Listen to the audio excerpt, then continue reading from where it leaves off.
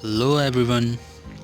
Today we are going to read lesson 4, The Tree That Never Stopped Giving. This story gives us a great moral.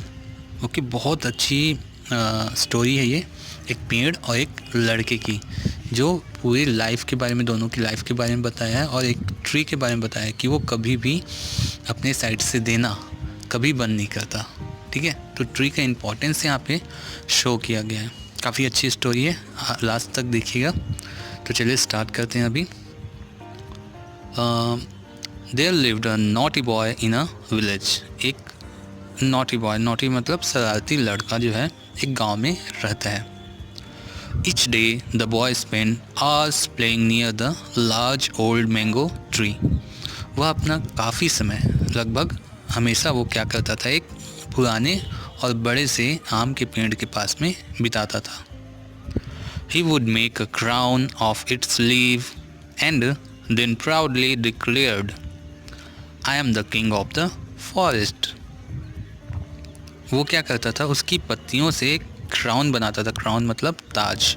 ठीक है, ताज बनाता था और proudly declare करता था, गर्व के साथ बोलता था, I am the king of the forest. मैं जंगल का राजा हूँ.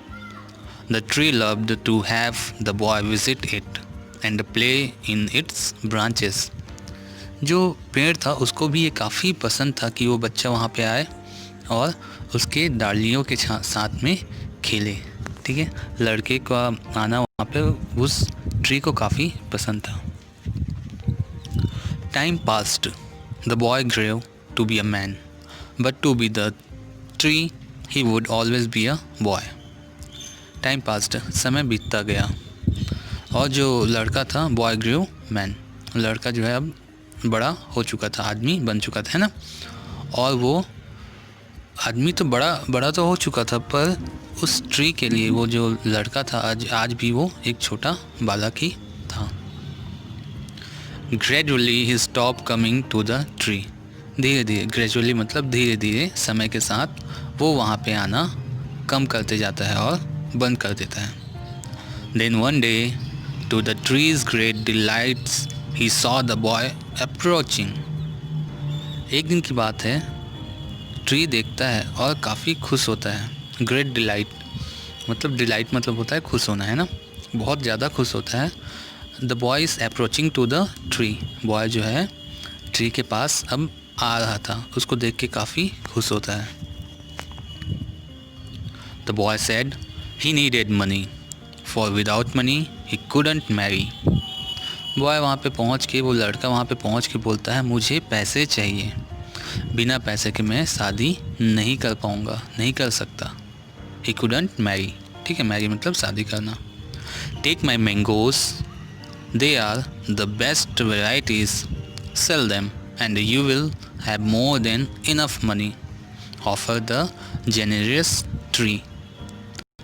ये आम लो और इसे मार्केट में जाके बेच दो, क्योंकि ये जो आम है दुनिया की सबसे अच्छी वैरायटी के, सबसे अच्छी किस्म की आम है, और तुम इसको बेच के इतना पैसा कमा सकते हो जिससे तुम आसानी से, इनफ मनी, आसानी से इतना पैसा ले सकते हो, इतना पैसा कमा सकते हो कि अपनी शादी बहुत अच्छे से कर पाओगे. ऐसा किसने बोला? जो जेनेरस ट्री था, वो आम का पेड़ था, उसने लड़के को बोला. The boy didn't wait another minute. ऐसा सुनते ही लड़के ने तुरंत, बिना एक मिनट की देरी किए, सब आम को तोड़ना स्टार्ट किया.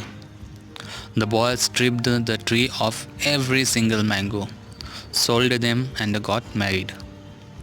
जैसे उसने अपना आम तोड़ना शुरू किया, उसने एक भी सिंगल मैंगो मतलब एक भी आम उसमें नहीं छोड़ा, सबको तोड़ लिया और सभी के सभी को बेच दिया.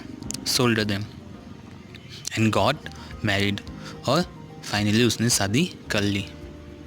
After lapse of time, lapse मतलब कुछ समय के बाद, कुछ समय बीतने के बाद, a lapse of time, the boy come back. लड़का फिर वापस आता है. द कम बैक अगेन, फिर से वापस आता है. सुलन एंड कंप्लेनिंग, शिकायत से भरा हुआ और परेशान. सुलन मतलब परेशान, और कंप्लेनिंग शिकायत करते हुए आता है. I need a house, come you give me, can you give me a house. मुझे एक घर चाहिए, क्या तुम मुझे एक घर दे सकते हो? ऐसा बोलता है। लड़का बोलता है ट्री को, take my strong branches and build yourself a house and make your furnitures too, said the loving tree.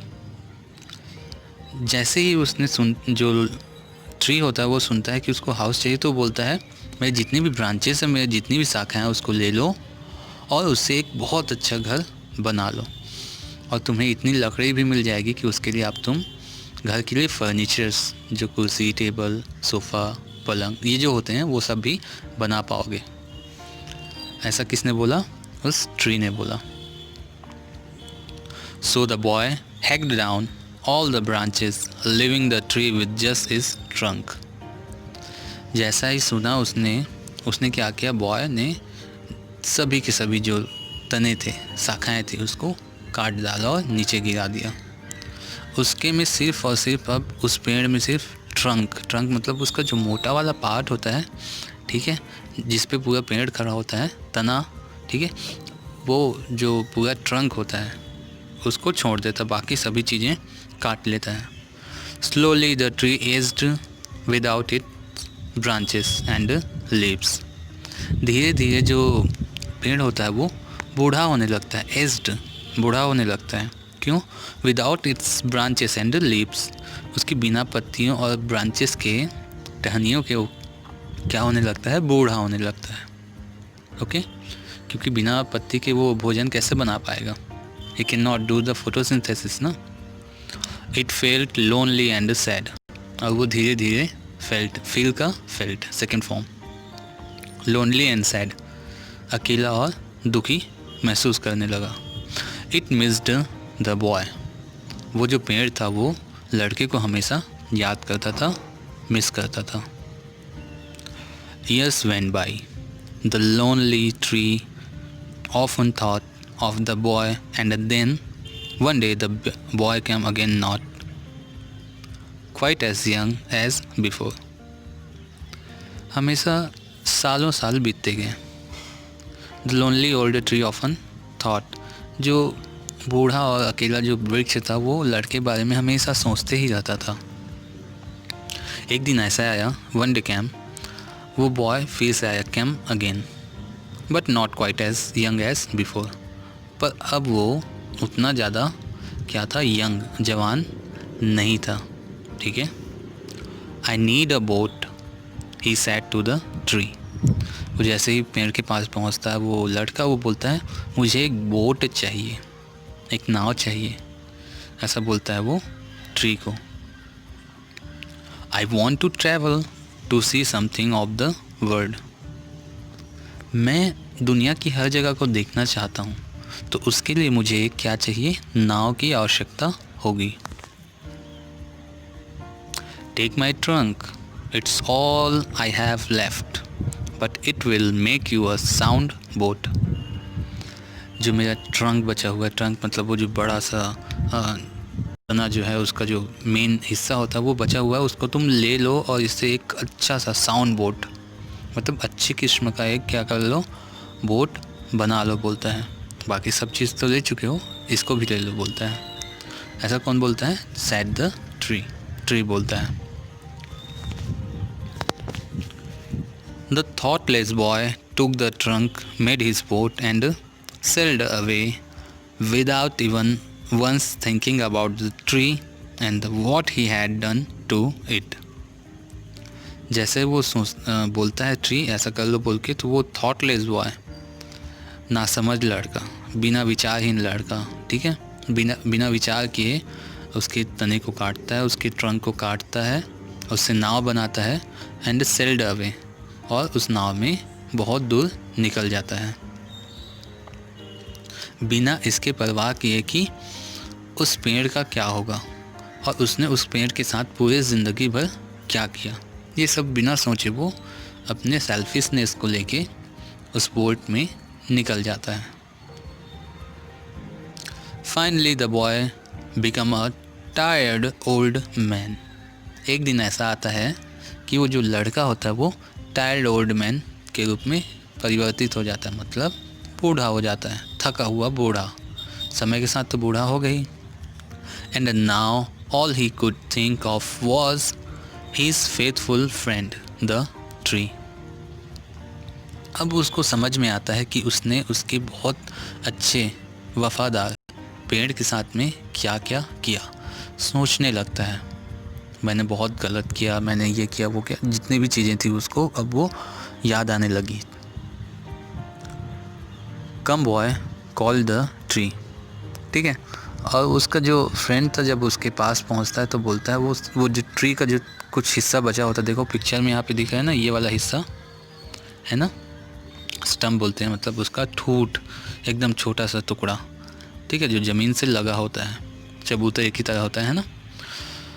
तो वो बोलता है come here and rest here on my stump, it make a good seat.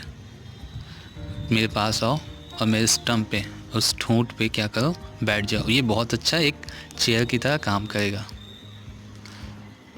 We can be happy together, और हम दोनों एक साथ रहेंगे और खुश रहेंगे, बोलता है। अभी भी वो पेड़ उसको इतना ही चाहते रहता है। एंड द बॉय ग्रेटफुल, ऐसा सुनते ही बॉय जो है बहुत ज़्यादा खुश होता है, अपने आप को भाग्यशाली मानता है, क्योंकि उसके पेड़ ने अभी भी उसका साथ नहीं छोड़ा। कितने भी कुछ कर लिया उसने, लेकिन उस पेड़ ने उसका साथ नहीं छोड़ा था अभी भी। For one set down in the warm sunshine on the tree stump, और वहाँ पे बैठ के वो अब गर्म धूप का मज़ा ले रहा होता है, ठीक है, वार्म सनशाइन।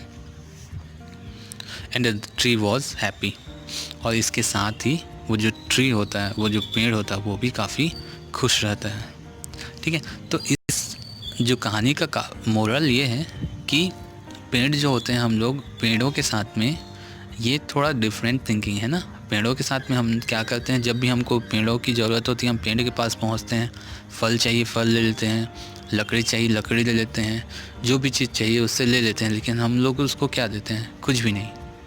लेकिन पेड़ कुछ भी हो जाए वो अपना देना कभी भी रोकता नहीं है। देखो इस स्टोरी में वो लास्ट तक कट जाने के बाद जब उसका स्टम्प बचा हुआ था, तब भी वो बोलता है कि आओ मेरे पास बैठो, ये तुम्हारे लिए चेयर का काम करेगा।